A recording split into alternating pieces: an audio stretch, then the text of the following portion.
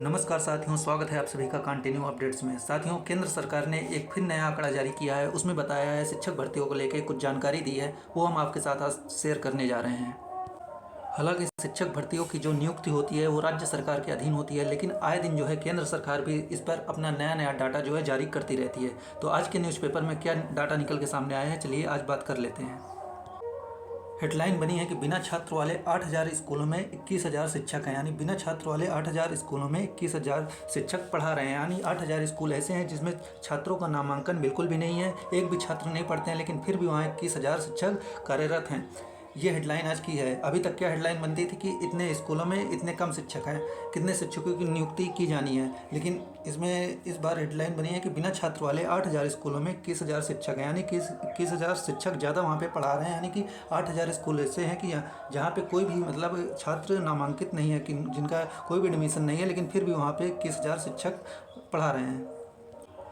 लेकिन यहाँ पे केवल एक मुख्य रूप से एक राज्य की बात की जा रही है, पश्चिम बंगाल की, क्योंकि पश्चिम बंगाल में 3,812 स्कूल ऐसे हैं जहाँ पे 17,965 यानी 17,965 शिक्षकों की तैनाती है, जहाँ पे कोई भी बच्चों का जो है दाखिला नहीं है। यानी 3,812 स्कूलों में कोई भी बच्चे नहीं पढ़ते, लेकिन फिर भी उनके लिए 17,965 यानी 18,000 तो केवल पश्चिम बंगाल में शिक्षक पढ़ा रहे हैं।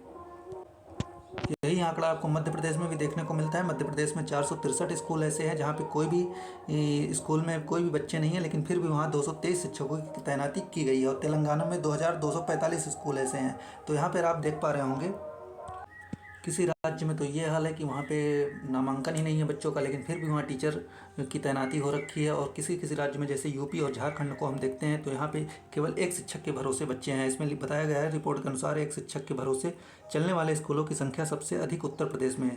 दूसरे नंबर पर झारखंड, तीसरे पर पश्चिम बंगाल और चौथे पर मध्य प्रदेश है।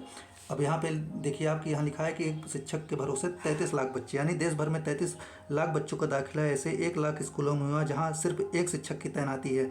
ऐसे स्कूल सबसे अधिक आंध्र प्रदेश, उत्तर प्रदेश, झारखंड, महाराष्ट्र और कर्नाटक और लक्षद्वीप में है। उत्तर प्रदेश में तो सबसे ज़्यादा हालत ख़राब है, क्योंकि यहाँ पे 81 स्कूल ऐसे हैं जहाँ पे कोई भी बच्चा एडमिशन नहीं है, लेकिन ये संख्या बहुत कम है, 81 स्कूल। लेकिन और भी जहाँ पे बच्चों का एडमिशन है, जहाँ पे बच्चे पढ़ते हैं, वहाँ केवल एक शिक्षक की तैनाती की गई है। लेकिन आए दिन आप विधानसभा में देखते होंगे कि शिक्षा मंत्री जी बयान देते हैं कि उनका अनुपात और समानुपात शिक्षक और बच्चों का बराबर ही चल रहा है। और पिछले देख रहे होंगे कि 7-8 साल से कोई भी भर्ती देखने को नहीं मिली है। लेकिन केंद्र सरकार के इन सब आंकड़ों का राज्य सरकार के ऊपर कोई भी असर देखने को नहीं मिलता है, क्योंकि राज्य सरकार जब भी मन चाहती हैं, जब भी चाहती हैं, तब वो ये भर्ती निकालती हैं या नहीं निकालती हैं, और निकालती भी हैं तो बहुत कम संख्या में निकालती हैं। जैसे कि आप मध्य प्रदेश में देख रहे होंगे कि इस समय वर्ग 3 का एग्ज़ाम हुआ है और वर्ग 2 का एग्ज़ाम हुआ है। इसमें रिक्तियाँ तो हैं काफ़ी, लेकिन रिक्तियों के हिसाब से उतनी वैकेंसी निकाली नहीं जाती है और बहुत कम संख्या में वैकेंसी निकाली जाती है।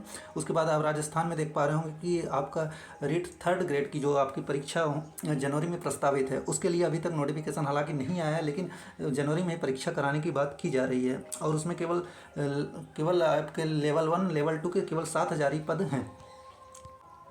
और उधर बिहार की बात करें तो बिहार में 3 चरणों तक तो भर्ती बहुत अच्छे से संपन्न हुई, लेकिन जब चौथे चरण की बारी आई तब सरकार ने मुंह फेर लिया। यानी कोई भी न तो जवाब दिया। इधर आचार संहिता से पहले नोटिफिकेशन जारी होना था, उसके से पहले तमाम दावे किए गए, लेकिन कोई भी नोटिफिकेशन देखने को नहीं मिला और इलेक्शन आ गया।